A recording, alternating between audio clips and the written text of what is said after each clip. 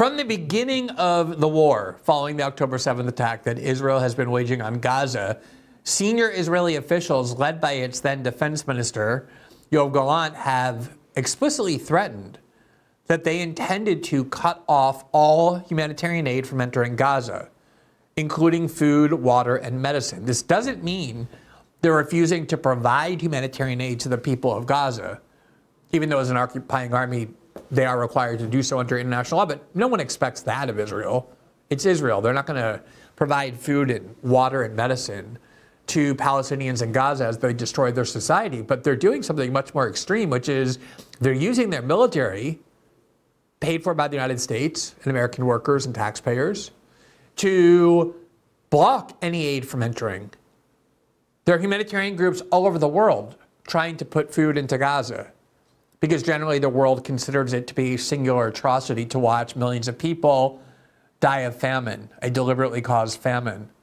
You have countries trying to get in aid and medicine, watching children have to undergo incredibly horrific surgeries with no anesthesia because it's just not available in the Gaza Strip. You've seen all the horror stories. Those are deliberately induced by a blockade that the Israeli military has imposed on Gaza, where they simply won't even let flour into the Gaza Strip. And as a result, it's no longer accurate to say that the people of Gaza are in the brink of starvation or that mass famine is imminent. They're in the middle of it. There's essentially no more food left. Here from the BBC yesterday, quote, the UN agency runs out of food aid in Gaza after the Israeli blockade. Quote, today, the World Food Program, this is them talking, delivered its last remaining food stocks of hot meals kitchens, it warned. These kitchens are expected to fully run out of food in the coming days. Israel cut off aid on March the 2nd and resumed its offensive 2 weeks later after the collapse of a 2-month ceasefire, saying it was putting pressure on Hamas to release its remaining hostages. In other words, using mass starvation as a weapon of war. The UN says Israel is obliged under international law, which they don't care about, the United States doesn't care about, to ensure supplies for the 2.1 million Palestinians in Gaza. Israel said it is complying with international law. There is no aid shortage. At the end of March, all 25 bakeries supported by the World Food Program in Gaza were forced to close after wheat flour and cooking fuel ran out.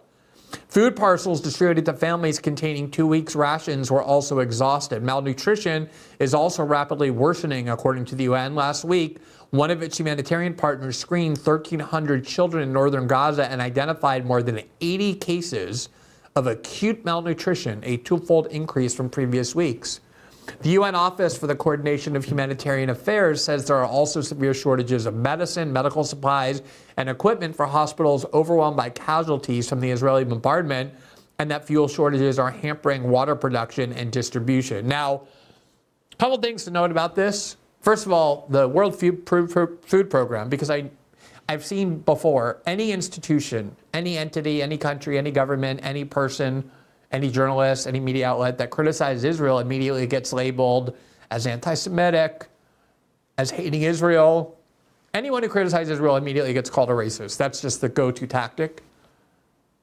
Or hating Israel or having some bad. The whole world, everyone's persecuting poor Israel, even though the world's largest military and economy pay for their military, pay for their wars. All of Europe has stood up in defense of Israel. Somehow Israel is the poor little victim on the playground, constantly being bullied. You have all these UN organizations and Doctors Without Borders, people who do the most noble work of going around the world administering healthcare in the most dangerous place. All these institutions are immediately deemed anti-Semitic the first time they say anything negative about Israel. It's a little bit more difficult to do in the case of the World Food Program because its executive director is Cindy McCain. She is the widow of former Senator and presidential candidate John McCain and the mother of media personality Meghan McCain. And the McCain family has been as steadfast, as extreme, as loyal in their support for Israel as basically anybody in Washington. I mean, to try and depict the McCain family, Cindy McCain, as some kind of Israel hater She was born into great wealth. She's using her platform to run the World Food Program, which does work to alleviate famine wherever famine is found. She didn't take it as a platform to criticize Israel. Much to the contrary, as I said, the McCain family worships Israel. But as the executive director, she is basically duty-bound to report the truth, which is that there's no more food left in Gaza. And they have no more food to distribute because all the stuff they were able to get into Gaza is now extinguished and exhausted, and they're barred by the Israeli military from delivering more. Here is the World Food Program itself on its X account yesterday. Quote, the WFP has run out of food in Gaza as border crossings remain closed. 2 million people inside Gaza rely entirely on food assistance to survive. The situation is at a breaking point. We need food to reach Gaza. We need access now. I've seen people trying to claim, oh, this is a war. This is what happens in war. No, it's just not true. Most wars do not entail the deliberate blockading and starvation of an entire population. A population in this case composed of 50% of children. Trying to starve them to death or face the risk of the imminent death from starvation as a means to, get their hostages back. And of course, just like Israel was bombing everywhere in Gaza, claiming that they were concerned by their hostages, and ended up predictably killing a lot of the hostages. Obviously, if you bomb indiscriminately in the places that you know the hostages are, you're going to end up killing many of them, as happened. Similarly, if you starve an entire place to death, then there's no food to provide to the hostages either. And this is not something that the Israelis are doing by accident or incidentally as a byproduct of war. Starving the 2 million people in Gaza to death is absolutely an explicit, open boast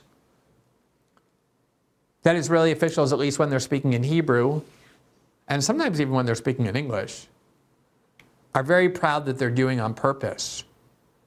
Here's a member of the Knesset, the Israeli Knesset, Moshe Sada, and he was on a network called Middle East Eye, and they asked him about the people who, including the children, who have no food in Gaza. And here's what he said.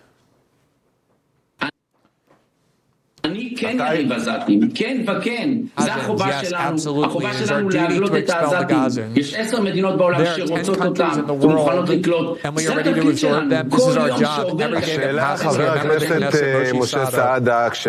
If you say in the Israeli parliament, this is the interviewer, I want to starve Gazans, understand the implications of that statement. And he says, wasn't I clear? It's simple. I want to starve Gazans completely, a full siege. Anyone who wants to leave Gaza can leave for a humanitarian zone that we will control, a zone that we control. The Israeli army will distribute food in the zone. And then the reporter says, how will you deal with the world's criticisms? And he says, really, we've been there before. The world's criticism, forget about that. We need to take care of Jews. It's time.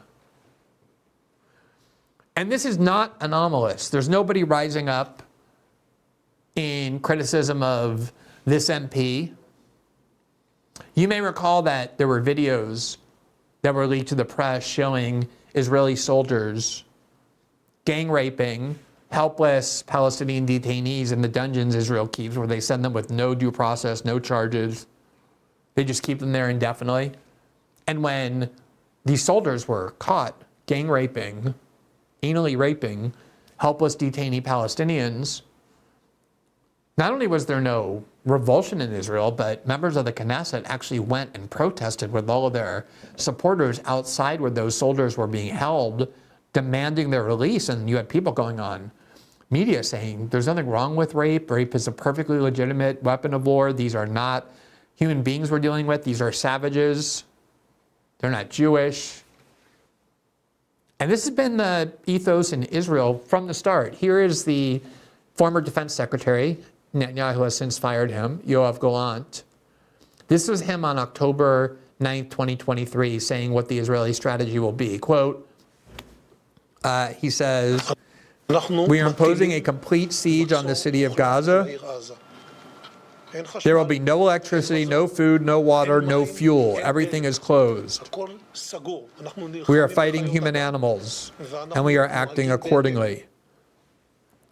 When South Africa brought its case against Israel for war crime violations to the International Court of Justice and the International Criminal Court, and now other governments have subsequently joined, their entire case basically existed of statements by Israeli officials about what they intended to do in Gaza. Because Israeli officials have been saying the whole time, we're going to keep food out, we're going to keep water out. Like a lot of people, I am definitely not someone who enjoys going to the doctor. I know it's important, I know it's checkups, the lab, the blood work, but I still, in the back of my mind, plot ways to avoid it. But I, of course, get why they matter, and why I do it a lot. It gives you peace of mind. You can catch things early, even just making sure you're staying ahead of any health stuff that runs in your family. Now, a lot of people get nervous about labs and blood results, and I definitely empathize with that. But there is a simple lifestyle upgrade that we can all make, which is Field of Greens. Field of Greens is a delicious, doctor-formulated fruit and vegetable blend that you can just drink every day. It's so easy. You're going to feel amazing, plus your doctor will notice your improved health or you get your money back. One Field of Greens customer wrote, quote, "The best blood work I've had in a decade. My doctor said, quote, whatever you're doing, keep doing it." Another said, quote, "For the first time in years, my cholesterol numbers are normal." And a mom shared, quote, "After Field of Greens, my hair, nails, energy, and blood work are all better. How can a fruit and vegetable drink promise better health? Because each fruit and vegetable in Field of Greens was doctor selected to support vital organs like your heart, liver, kidneys, metabolism, immune system, and your healthy blood cells." So let me get you started with a 20% off free shipping as well. Visit fieldofgreens.com. Use my promo code Glenn. That's fieldofgreens.com, code Glenn. Thanks for watching this clip from System Update, our live show that airs every Monday through Friday at 7 p.m. Eastern exclusively on Rumble. You can catch the full nightly shows live or view the backlog of episodes for free on our Rumble page. You can also find full episodes the morning after they air across all major podcasting platforms, including Spotify and Apple. All the information you need is linked below. We hope to see you there.